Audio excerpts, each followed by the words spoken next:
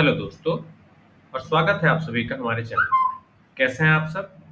मैं उम्मीद करता हूं कि हमारा पिछला सेशन जहां हमने पॉलिटी क्या है, लॉस क्यों ज़रूरी हैं और कॉन्स्टिट्यूशन की पावर क्या है समझा था, आपको बहुत पसंद आया होगा और सारे डाउट्स क्लियर हो गए होंगे। फीडबैक में ज़रूर बताना। और हाँ, आज हम उससे भी 2 कदम आगे बढ़ेंगे। आज हम 3 बहुत ही फंडामेंटल और इम्पोर्टेंट कॉन्सेप्ट्स को एक्सप्लोर करेंगे, जो आपके कॉम्पिटिटिव एग्ज़ाम के लिए एक्सट्रीमली क्रूशियल है। सबसे पहले हम बात करेंगे सेपरेशन ऑफ पावर्स क्या है, इसका कंटेक्स्ट क्या है और सरकार के अलग-अलग अंग कैसे काम करते हैं। फिर हम समझेंगे टाइप्स ऑफ मेजॉरिटी, यानी अलग-अलग तरह की बहुमत क्या होती है और कहाँ यूज होती है। और फाइनली हम देखेंगे टाइप्स ऑफ कॉन्स्टिट्यूशन, मतलब अलग-अलग तरह के संविधान कैसे होते हैं। तो अपनी नोटबुक्स और पेन्स रेडी रखिए, क्योंकि आज बहुत कुछ नया सीखने को मिलेगा और हाँ, एग्जाम्स में नंबर भी पक्के होंगे। तो चलो शुरू करते हैं। तो सबसे पहले हम देखते हैं एक बहुत ही powerful concept, separation of powers, शक्तियों का पृथक्करण। क्या मतलब है इसका? सिंपल शब्दों में इसका मतलब है कि सरकार की शक्तियां एक ही जगह या एक ही इंसान के हाथ में ना, बल्कि उन्हें अलग अलग अंगों ब्रांचेस में बांट दिया जाए। जैसा स्क्रीन पे देख सकते हो, सेपरेशन ऑफ पावर का कॉन्सेप्ट क्या है? Dividing governmental powers among distinct and independent branches. Each branch has its own specific function. है ना? सोचो, अगर एक ही इंसान या एक ही ग्रुप सारे फैसले ले, वही कानून बनाए, वही उन्हें लागू करे और वही गलती होने पर फैसला भी सुनाए, तो क्या होगा? बिल्कुल सही, वो डिक्टेटरशिप बन जाएगी। उनके पास अनलिमिटेड पावर आ जाएगी और वो मनमानी कर सकते हैं।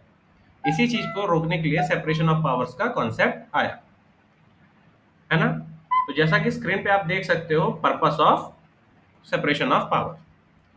तो पर्पस क्या है सेपरेशन ऑफ पावर के? तो prevent concentration of power, avoid power accumulating in one place, preventing dictatorship. Second, avoid tyranny. It controls arbitrary rule by the government. And separation of power also promote accountability. Each branch is accountable for its action, enhancing transparency. है ना? तो अब भाई देख लेते हैं कि इसका हिस्टोरिकल कंटेक्स्ट क्या है, हिस्टोरिकल बैकग्राउंड क्या है। तो भाई साफ बात यह है कि इस कॉन्सेप्ट की जड़ें बहुत पुरानी है।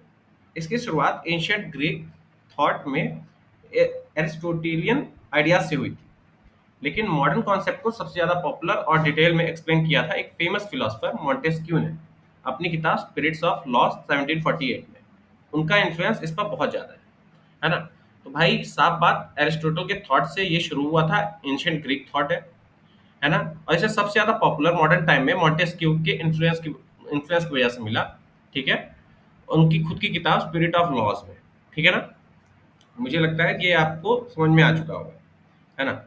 तो दोस्तों, हमारी जो सरकार और ज़्यादातर मॉडर्न डेमोक्रेटिक गवर्नमेंट है, इनकी पावर 3 मेन ब्रांचेस में बटी हुई है। जैसे कि एक कार के अलग-अलग पार्ट्स होते हैं, जो मिलकर उसको चलाते हैं, वैसे ही सरकार के भी 3 मुख्य अंग हैं। कौन-कौन से? पहला लेजिस्लेचर, जो कि एक लॉ मेकिंग बॉडी है। दूसरा एग्जीक्यूटिव, जो कि लॉ इम्प्लीमेंटिंग बॉडी है। और तीसरा जुडिशियल, जो law interpreting and justice delivering body है ना? तो चलो इन तीनों को हम थोड़ा-सा डिटेल में देखेंगे। जो पहली ब्रांच है वो है लेजिस्लेचर। ये वो अंग है जो लॉज बनाता है, मतलब देश के लिए नए कानून बनाना, पुराने कानूनों को बदलना या हटाना, यह सब इसका काम है। हमारे इंडिया में पार्लियामेंट इसका सबसे बड़ा एग्जाम्पल, जिसमें लोकसभा और राज्यसभा शामिल है। क्लियर है? अब हम देख लेते हैं दूसरा ब्रांच। दूसरा ब्रांच है हमारा एग्जीक्यूटिव। ये वो अंग है जो लॉज को लागू करता है, मतलब जो कानून बन गए हैं उन्हें जमीन पर उतारना, उन्हें इम्प्लीमेंट करना। इसमें हमारे प्रेसिडेंट, प्राइम मिनिस्टर और काउंसिल ऑफ मिनिस्टर्स आते हैं। और साथ ही हमारी पूरी ब्यूरोक्रेसी, सरकारी अफसर लोग, जो पॉलिसीज को ग्राउंड लेवल पर एग्जीक्यूट करता है। ठीक है? और तीसरी ब्रांच है जुडिशरी। ये वो अंग है जो लॉज को इंटरप्रेट करता है और जस्टिस देता है। मतलब अगर कोई कानून समझ नहीं आ रहा या उसकी वैलिडिटी पर सवाल है, तो जुडिशरी उसको एक्सप्लेन करेगी। डिस्प्यूट सॉल्व करती है। मान लो 2 लोगों के बीच में लड़ाई चल रही, किसी चीज़ का डिस्प्यूट हो गया, कोई ज़मीनी विवाद है, 2 स्टेट्स के बीच में डिस्प्यूट हो गया, या सेंट्रल या गवर्नमेंट के बीच में, सेंट्रल या स्टेट गवर्नमेंट के बीच में डिस्प्यूट हो गया, तो कहाँ सॉल्व होगा? उसको जुडिशरी सॉल्व करेगी, है ना। और अगर मान लो किसी के खिलाफ कोई अन्याय हुआ हो, कोई इनजस्टिस हुआ हो, तो उसे जस्टिस कौन डिलीवर करेगा? ये काम भी हमारे कोर्ट्स का है ना। हमारे सुप्रीम कोर्ट और हाई कोर्ट्स इसके एग्जांपल्स हैं। मुझे लगता है तुम लोगों को समझ आ गया हो। अब एक बहुत ही इंपॉर्टेंट बात, चेक्स एंड बैलेंसेस के कॉन्सेप्ट को देख लेते हैं। यह सेपरेशन ऑफ पावर को सक्सेसफुल बनाता है। इसका मतलब है कि हर ब्रांच के पास इतनी पावर है हो कि वो दूसरी ब्रांच के काम को चेक कर सके या उसकी पावर को बैलेंस कर सके, ताकि कोई भी ब्रांच अपनी शक्तियों का दुरुपयोग न कर सके। ये एक सेफ गार्ड है। समझ गए? तो चेक्स एंड बैलेंस का कॉन्सेप्ट देख लेते हैं। A system where each branch of government exercises some control over the others ensures no single branch becomes too powerful or oversteps its authority, है ना। तो इसके कुछ एग्जाम्पल भी देख लेते हैं, practical examples.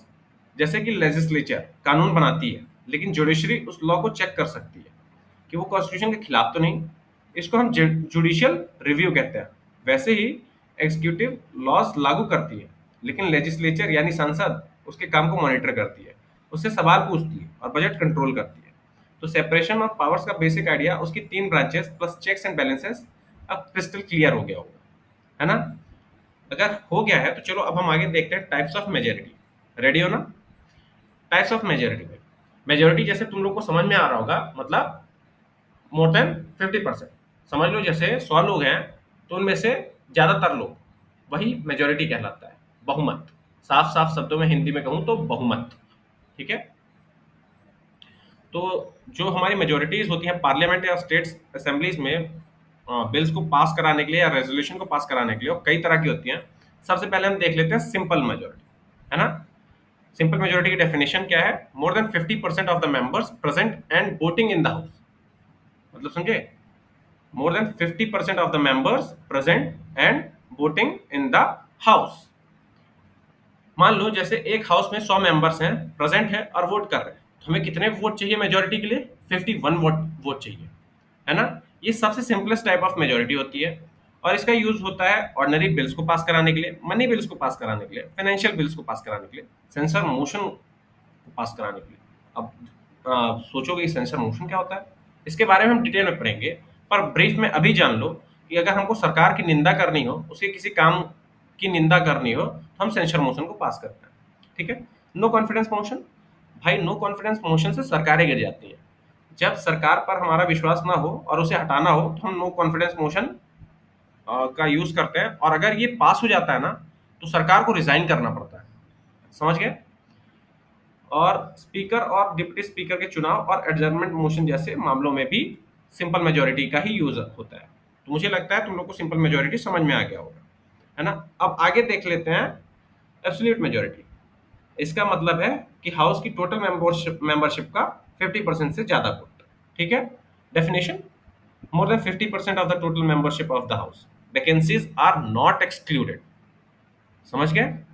50% of the total membership, this has nothing to do with the vacancies. मतलब समझे?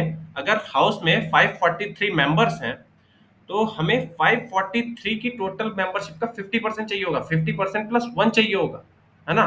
50% नहीं, 50% प्लस वन चाहिए होगा। समझ में आया? जैसे लोकसभा में क्या है, टोटल 543 मेंबर्स हैं, तो एब्सोल्यूट मेजोरिटी हमको 272 वोट्स चाहिए। ये बहुत ही रेयरली इंडिपेंडेंटली यूज होती है, पर इसका एक बहुत मेजर यूज है गवर्नमेंट को बनाने में, है ना। कोई भी प्रधानमंत्री या मुख्यमंत्री कैसे शपथ लेता है? भाई उसके पास उस हाउस में मेजोरिटी होती है। मेजोरिटी कैसे होती है? या तो वो खुद मेजोरिटी, उसकी खुद की पार्टी मेजोरिटी प्रूव कर दे, या फिर वो अलायंस बनाए और मेजोरिटी प्रूव करे। ये इसका सबसे बड़ा यूज केस है। समझ में आ गया? अब अगली मेजोरिटी हम लोग देख लेते हैं, जो कि तीसरी मेजोरिटी है, इफेक्टिव मेजोरिटी, है ना। इसी डेफिनेशन देख लेते हैं। मोर than 50% of the effective strength of the house, मतलब 50% plus one of the effective strength of the house. अब भाई सोचो कि इफेक्टिव स्ट्रेंथ क्या होती है? इफेक्टिव स्ट्रेंथ होती है टोटल मेंबरशिप माइनस वैकेंसीज। मान लो जैसे लोकसभा में 543 मेंबर्स हैं, लेकिन 10 लोग की सीट खाली है, मतलब वहां से कोई भी इलेक्टेड रिप्रेजेंटेटिव प्रेजेंट नहीं है। मतलब वहां मान लो जैसे किसी की डेथ हो गई, या किसी ने रेजिग्नेशन दे दिया, या कहीं इलेक्शन को नल एंड वॉइड डिक्लेयर कर दिया गया, तो वहां वैकेंसीज हो जाएगी, है ना।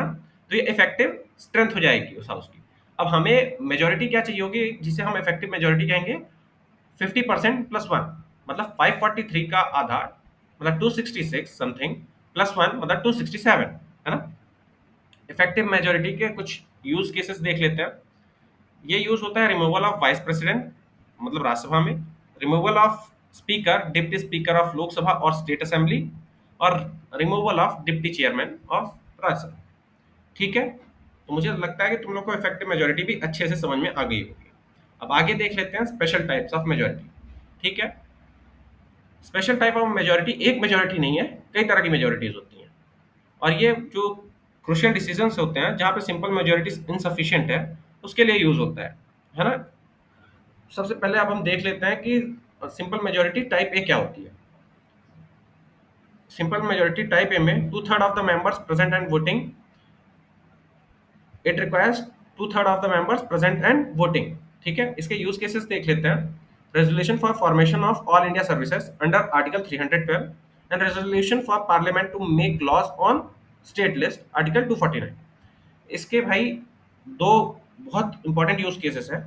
अगर मान लो ऑल इंडिया सर्विस पे हमें कोई रूल बनाना है, लॉ बनाना है, या एक नई ऑल इंडिया सर्विस क्रिएट करनी है, तो इसकी पावर पार्लियामेंट के पास है। लेकिन पार्लियामेंट उसे कैसे बनाएगी, इसके लिए स्पेशल मेजोरिटी यूज होगी और आर्टिकल 312 के अकॉर्डिंग ही वो बना पाएगी। अब क्या होता है कि अगर हमें कोई लॉ स्टेट लिस्ट पर बनाना, स्टेट लिस्ट पर लॉ बनाना सिर्फ स्टेट्स का अधिकार है, लेकिन पार्लियामेंट भी उस पर लॉज बना सकती है। कैसे बनाएगी, स्पेशल मेजोरिटी यूज करके। समझ में आ गया ना। हाँ, मुझे लगता है ये तुम लोगों को समझ में आ गया होगा। अब आगे देखते हैं special majority type B, article 368। It requires two third of members present and voting and more than 50% of the total membership of the house. मतलब समझो, अगर हमें कॉन्स्टिट्यूशन में अमेंडमेंट करना हो, आर्टिकल 368 से कॉन्स्टिट्यूशनल अमेंडमेंट बिल पास होते हैं। इस चीज को याद रखना कि अगर हमें कॉन्स्टिट्यूशन में अमेंडमेंट करना हो तो उसके लिए आर्टिकल 368 यूज होगा। ठीक है, तो इसके लिए हमें क्या चाहिए होगा, 2/3 of members present and voting. मान लो जैसे हमारे हाउस में 300 लोग प्रेजेंट है ना, तो हमें उसमें कम से कम 200 वोट्स चाहिए ही चाहिए होंगे। और उसके अलावा हमें 50% चाहिए होगा total strength of the house, total membership of the house. सोचो, अगर 300 में से 200 हमको वोट कर देते हैं, हमारी पहली कंडीशन तो फुलफिल होगी। क्या दूसरी कंडीशन यहाँ फुलफिल हो रही है? नहीं, दूसरी कंडीशन यहाँ फुलफिल नहीं हो रही है। दूसरी कंडीशन को फुलफिल होने के लिए हमें मिनिमम वोट्स चाहिए थे 272। अगर यहाँ 272 लोग हमको वोट कर देते तो हाँ, ये कंडीशन फुलफिल हो जाती है और हमारा कॉन्स्टिट्यूशनल अमेंडमेंट बिल पास हो जाता है। ठीक है, अब इसके यूज केसेस देख लेते हैं भाई। जो होते हैं कॉन्स्टिट्यूशनल अमेंडमेंट बिल्स को पास कराने के लिए इसका स्पेशल मेजोरिटी टाइप बी का यूज होता है। या तो हमें प्रेसिडेंट को इम्पीच करना हो, उसके लिए हम यूज करते हैं, या फिर सुप्रीम कोर्ट और हाई कोर्ट के जजेस को रिमूव करने के लिए। पर यहाँ पे थोड़ा सा चेंज है, ये इम्पीचमेंट ऑफ प्रेसिडेंट के लिए यूज होती है, बट थोड़ा इसमें लिमिटेशंस है, जिसे हम स्पेशल मेजोरिटी टाइप सी कहते हैं, जो कि इम्पीचमेंट ऑफ प्रेसिडेंट के लिए यूज होती है। इसमें क्या है कि हमें two third of the total membership of the house चाहिए। पीछे क्या था, हमें two third of the total present and voting चाहिए, पर यहाँ हमें two third of the total membership of the house चाहिए। समझ में आया। और ये एक्सक्लूसिव होती है किसके लिए, for the impeachment of the president. और ये सबसे टफ और सबसे स्ट्रिंजेंट थ्रेशोल्ड, मतलब this is very high and stringent threshold, मतलब ये सबसे टफ टाइप ऑफ मेजोरिटी है टू गेन। और इसकी मतलब जरूरतें भी सबसे ज्यादा है ना। मतलब two third of the total membership, total strength, आप समझ रहे हो, 543 का टू थर्ड हमें चाहिए होगा। और फिर चौथा है हमारे पास स्पेशल मेजोरिटी टाइप टी। ठीक है ना, इसमें हमें आर्टिकल 368 मतलब type B plus state ratification, मतलब समझे, two third of the total members present and voting plus 50% of the total membership of the house plus 50% of the state agreeing और giving its consensus to pass that bill. समझ में आया। ये क्यों use होती है, ये यूज होती है कॉन्स्टिट्यूशनल अमेंडमेंट बिल जो पास हुए हैं, अगर हमारे फेडरल स्ट्रक्चर को ये चेंज कर रहा है या चैलेंज कर रहा है इसके लिए। जैसे जीएसटी या फिर इलेक्शन ऑफ प्रेसिडेंट में कल कुछ चेंज कुछ करना है तो इस चीज का यूज होगा, है ना। मुझे लगता है कि अब ये तुम लोगों को समझ में आ चुका होगा। अब हम देख चुके हैं भाई अलग अलग तरह की मेजोरिटीज कौन कौन सी, simple majority, effective majority, special majority, है ना, और एब्सोल्यूट मेजोरिटी। हमने चारों तरह की अपनी मेजोरिटीज देख ली हैं। और भाई ये हमेशा याद रखना, ये बहुत ट्रिकी कॉन्सेप्ट है, यहाँ से सवाल आते ही रहते हैं एग्जाम्स में। तो इसको एक बार फिर से अगर नहीं समझ में आया हो तो जाके वापस देख लेना, रिवाइज कर लेना, है ना। अब हम चलो आगे बढ़ते हैं और देखते हैं टाइप्स ऑफ कॉन्स्टिट्यूशन। कॉन्स्टिट्यूशन क्या है, उनके स्ट्रक्चर, उनके फॉर्म या अमेंडमेंट प्रोसेस पे कई तरह से क्लासिफाई किए जाते हैं। जैसे क्या कॉन्स्टिट्यूशन रिटन है या अनरिटन है, क्या वो रिजिड है या फ्लेक्सिबल है, क्या वो यूनिटरी है या फिर फेडरल है। तो हम सबसे पहले देख लेते हैं classification based on either the constitution is written और अनरिटन, रिटन है या अनरिटन है। तो सबसे पहले रिटन की डेफिनेशन देख लेते हैं भाई। A single systematically codified document containing all fundamental laws and principles. मतलब एक सिंगल सिस्टमैटिक कोडिफाइड डॉक्यूमेंट जिसमें सारे फंडामेंटल लॉज और प्रिंसिपल लिखे हों उसे हम रिटन कॉन्स्टिट्यूशन कहते हैं। इसके कैरेक्टरिस्टिक्स क्या है, ये क्लैरिटी प्रोवाइड करता है, ये प्रिसाइज होता है और लीगल सर्टेनिटी देता है। इसके एग्जांपल कौन कौन से हैं, इंडिया और यूएसए इसके बेस्ट एग्जांपल्स। अनरिटन, उसकी डेफिनेशन देख लेते हैं सबसे पहले। Not contained in a single comprehensive document, it evolves from various sources. ठीक है, इसका मतलब ये नहीं है कि अनरिटन में कोई भी लॉस रिटर्न नहीं मिलेंगे, नहीं। लोग हमेशा यही समझ लेते हैं कि अनरिटन में कुछ भी रिटर्न नहीं होगा, नहीं भाई, ऐसा नहीं है। अनरिटन मतलब होता है कि एक सिंगल कोडिफाइड सिस्टमैटिक डॉक्यूमेंट नहीं है जहां पे सारे फंडामेंटल लॉज एक साथ लिखे हों। ये क्या होता है, वेरियस सोर्सेज से डिराइव किए जाते हैं, कई बार कन्वेंशंस का यूज होता है। समझ में आया, इसलिए हम इसे अनरिटन कहते हैं। Most of the parties in unwritten constitution is derived from various sources and based on conventions। and in written document, जो written document है, written document में भी ऐसा नहीं है कि सब कुछ लिखा ही हुआ है, नहीं, कुछ conventions के थ्रू भी हम मानते हैं। ठीक है, कैरेक्टरिस्टिक देख लेते हैं अनरिटन डॉक्यूमेंट की। It is based on statutes, common law, judicial precedents, conventions and tradition. It is highly flexible and adaptable over time. Best examples इनके हैं यूनाइटेड किंगडम और इजराइल। क्या है, ये स्टैट्यूट्स पर, कॉमन लॉज पर, जुडिशियल जो प्रेसिडेंस है मतलब पुराने जो हमारे फैसले हैं उन पर, या कन्वेंशन या ट्रेडिशंस पर बेस्ड होता है। ठीक है, ये बहुत ज्यादा फ्लेक्सिबल है। क्यों, क्योंकि भाई वो लॉ चेंज कर दो, कॉन्स्टिट्यूशन तुम्हारा चेंज हो गया, है ना। और हम इजिली अडेप्ट कर सकते हैं over the period of time. समझ में आ गया। आगे हम देख लेते हैं डिफरेंस हमारा यूनिटरी और फेडरल कॉन्स्टिट्यूशन के बीच में। तो भाई यूनिटरी कॉन्स्टिट्यूशन की पहले डेफिनेशन देखेंगे हम लोग। All government powers are concentrated in a single central government. मतलब जो गवर्नमेंट की पावर है सारी की सारी, वो एक ही जो सेंटर में गवर्नमेंट है उसी के पास सारी कंसंट्रेटेड है, उसी के पास सारी पावर है। ठीक है, इसके कैरेक्टरिस्टिक क्या है कि जो रीजनल गवर्नमेंट है वो अपनी पावर उस सेंट्रल गवर्नमेंट से क्या करती है, डिराइव करती है, और वो सबऑर्डिनेट होती है, अपनी पावर वहां से लेती है और जो उसके नीचे काम करती है, मतलब सेंट्रल गवर्नमेंट के नीचे काम करती है। सेंटर क्या है, अपनी पावर डेलीगेट कर सकता है या अपनी पावर कभी भी उनसे वापस ले सकता है। इसके एग्जांपल है यूनाइटेड किंगडम, फ्रांस और जापान। और हम देख लेते हैं इधर फेडरल कॉन्स्टिट्यूशन की डेफिनेशन। यहाँ powers are divided between central government and regional states and provincial governments.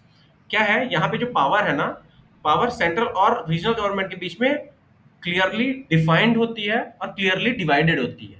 ठीक है, कैरेक्टरिस्टिक भी देख लेते हैं फेडरल कॉन्स्टिट्यूशन का कि जो both levels of government derive their powers directly from the constitution and are supreme in their respective spheres. क्या है, दोनों जो गवर्नमेंट है वो अपनी पावर कहां से डिराइव करती हैं, कॉन्स्टिट्यूशन से। यहाँ ऐसा नहीं है कि सेंट्रल गवर्नमेंट अपनी पावर डेलीगेट कर रही है लोअर लेवल ऑफ गवर्नमेंट, मतलब रीजनल लेवल पे जो गवर्नमेंट है, मतलब स्टेट और प्रोविंशियल गवर्नमेंट्स। समझ में आया। यहाँ पे एग्जांपल देख लेते हैं यूएसए, कनाडा एंड ऑस्ट्रेलिया। यहाँ पे एक पिक्यूलियर फीचर हो जाता है अपने इंडियन कॉन्स्टिट्यूशन का।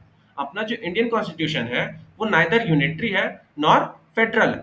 हमारा जो कॉन्स्टिट्यूशन है वो क्वासी फेडरल है। Quasi federal in the terms, in the sense, मतलब हमारे पास यूनिटरी फीचर्स भी हैं और फेडरल फीचर्स भी हैं। समझ में आया। हमारी जो गवर्नमेंट है इसके पास क्लियरली डिफाइंड पावर्स तो हैं, हमारे पास क्लियरली डिफाइंड पावर्स है, स्टेट के लिए भी, सेंट्रल के लिए भी। लेकिन क्या है, हम स्टेट इमरजेंसी लगाकर जो है स्टेट की पावर सेंट्रल गवर्नमेंट क्या कर लेता है, अपने पास ले लेता है। वहां पे लेजिस्लेचर जो मतलब हमारा पार्लियामेंट है, पार्लियामेंट लॉ मेकिंग अथॉरिटी बन जाती है उस पर्टिकुलर स्टेट के लिए। समझ में आया? ठीक है, तो मुझे लगता है ये तुमको क्लियर हो गया होगा। इस चीज के बारे में हम मतलब आर्टिकल 356 कि कैसे ये सब होता है, हम ये बाद में आगे चल के आगे वीडियोस में डिस्कस करेंगे डिटेल में। अब आगे देख लेते हैं कि जो हमारा कॉन्स्टिट्यूशन है वो रिजिड और फ्लेक्सिबल कॉन्स्टिट्यूशन में भी डिवाइड होता है। और वो क्या है? रिजिड कॉन्स्टिट्यूशन की डेफिनेशन क्या है कि भाई it requires a special difficult and often cumbersome procedure for amendment. Characteristics क्या क्या है? It ensure stability and prevents easy changes to fundamental laws. मतलब ये जो रिजिड कॉन्स्टिट्यूशन है इनको एक स्पेशल प्रोसेस, एक डिफिकल्ट प्रोसेस और कई बार बहुत ज्यादा जटिल प्रोसेस हमें अपनानी पड़ती है इनके अमेंडमेंट के लिए। और ये क्यों किया जाता है? ये इसलिए किया जाता है कि जो हमारा कॉन्स्टिट्यूशन है वो बार बार चेंज ना होता रहे, एक स्टेबल कॉन्स्टिट्यूशन बना जिससे इजी चेंज करना थोड़ा मुश्किल हो जाएगा और हम विद द टाइम मतलब उसी को फॉलो करते हुए उस रूप में स्टेबल हो जाएंगे, ढल जाएंगे। अब देख लेते हैं फ्लेक्सिबल कॉन्स्टिट्यूशन। रिजिड कॉन्स्टिट्यूशन का बेस्ट एग्जांपल है यूएसए। अब हम देखते हैं फ्लेक्सिबल कॉन्स्टिट्यूशन। उसकी डेफिनेशन क्या है कि flexible constitution are the constitution which can be amended through a simple legislative process similar to ordinary laws. Its characteristics are it allows for adaptation of to changing times and societal needs। क्या है, जो flexible constitution है वो बहुत easily amend किए जा सकते हैं। जैसे सिंपल सिमिलर ऑर्डिनरी लॉज है, उनको जिस सिमिलर प्रोसेस से हम मतलब चेंज कर देते हैं उसी तरह से इस कॉन्स्टिट्यूशन को अगर हम चेंज कर पा रहे हैं तो वो बहुत फ्लेक्सिबल कॉन्स्टिट्यूशन बन जाता है। इसका एक बेनिफिट ये है कि जैसे with the period of time हमें मतलब सोसाइटी में चेंज चाहिए होते हैं, चेंज होते रहते हैं, तो हम सिंपल सा लॉज चेंज करेंगे और हमारा कॉन्स्टिट्यूशन चेंज हो जाएगा। ठीक है, इसका बेस्ट एग्जांपल क्या है? United kingdom. अब यहाँ पे हम अपने इंडियन कॉन्स्टिट्यूशन का मतलब एक पेक्यूलियर फीचर देख लेते हैं। जो हमारा इंडियन कॉन्स्टिट्यूशन है it is a blend of rigidity and flexibility. ठीक है, it combines features of both rigid and flexible constitution. Some provisions of our Indian Constitution requires a difficult amendment process, special majority, while others can be amended easily। क्या है, हमारा जो Indian constitution है इसमें दोनों features हैं। ये rigid भी है, सेम टाइम पे ये इनफ फ्लेक्सिबल भी है। हमारे इंडियन कॉन्स्टिट्यूशन में कई सारे ऐसे लॉज हैं जिनको हम सिंपल मेजोरिटी के साथ अमेंड कर सकते हैं, मतलब 50% of the total members present and voting के साथ, जो कि इजी है। हम कई सारे ऐसे लॉज को चेंज कर सकते हैं। वहीं पे कई ऐसे लॉज हैं जिनके लिए बहुत कम्बरसम, डिफिकल्ट और हाई स्ट्रिंजेंट थ्रेशोल्ड की लिमिट है उनको अमेंड करने के लिए। ठीक है ना? तो ये सेम टाइम पे हमें रिजिडिटी भी देता है और सेम टाइम पे हमें फ्लेक्सिबिलिटी भी देता है। ये इंश्योर करता है कि हमें स्टेबिलिटी और अडेप्टेबिलिटी दोनों मिल सके। समझ में आ गया? ठीक है, अब हम जो हमारा इंडियन कॉन्स्टिट्यूशन है ये बहुत टाइम बाद बना था अदर कॉन्स्टिट्यूशन के। जैसे अमेरिका कॉन्स्टिट्यूशन सम 1700s में बन गया था। इंग्लिश जो इंग्लैंड का कॉन्स्टिट्यूशन है वो भी बहुत पहले बन चुका था। हमारे जो कॉन्स्टिट्यूशन मेकर्स हैं, हमारे जो कॉन्स्टिट्यूशनल फोर फादर्स हैं जिन्होंने इसको दिया हमें कॉन्स्टिट्यूशन, उन्होंने हर जगह के कॉन्स्टिट्यूशन को बहुत डीपली स्टडी किया। वहां से बहुत अच्छे अच्छे फीचर्स अपने इंडियन कॉन्स्टिट्यूशन के लिए उठाए, है ना, जिससे हमें इतना अच्छा कॉन्स्टिट्यूशन मिल सका। इन सब चीजों के बारे में हम अगले वीडियोस में जरूर पढ़ेंगे और देखेंगे। तो ठीक है, मुझे लगता है कि ये सब तुम लोगों को क्लियर हो गया होगा, है ना? तो भाई आज के इस पॉलिटी लेक्चर में हमने तीन बहुत ही फाउंडेशनल और क्रुशियल कॉन्सेप्ट्स को डिटेल में समझा। सबसे पहला था सेपरेशन ऑफ पावर और उसके तीन अंग। फिर था टाइप्स ऑफ मेजॉरिटी और उनके अलग अलग use cases. Simple majority, absolute majority, effective majority and special type of majority, जिसमें type A, type B, type C, type D हमने देखा। और हमने देखा डिफरेंट टाइप्स ऑफ कॉन्स्टिट्यूशन कि उन्हें कैसे क्लासिफाई किया जाता है। ठीक है, तो उम्मीद करता हूँ कि ये सारे कॉन्सेप्ट्स आपको लिस्ट क्लियर हो गए होंगे और ये डिटेल्ड एक्सप्लेनेशन आपको पसंद आई होगी। अगर कोई भी डाउट हो तो कमेंट सेक्शन में जरूर पूछिए। मैं आपके हर सवाल का जवाब देने की कोशिश करूंगा। आपको बिल्कुल अकेला फील नहीं होगा। और अगर ये वीडियो आपको इन्फॉर्मेटिव और हेल्पफुल लगा हो तो इसे लाइक करें, अपने दोस्तों और साथी स्टूडेंट्स के साथ शेयर करें और हमारे चैनल को सब्सक्राइब करना ना भूलें। आपका सपोर्ट हमें और बेहतर कंटेंट बनाने के लिए मोटिवेट करता है। धन्यवाद और मिलते हैं अगले वीडियो में, जहां हम पॉलिटी के और भी इंटरेस्टिंग और इम्पोर्टेंट टॉपिक्स को एक्सप्लोर करेंगे। जय हिंद।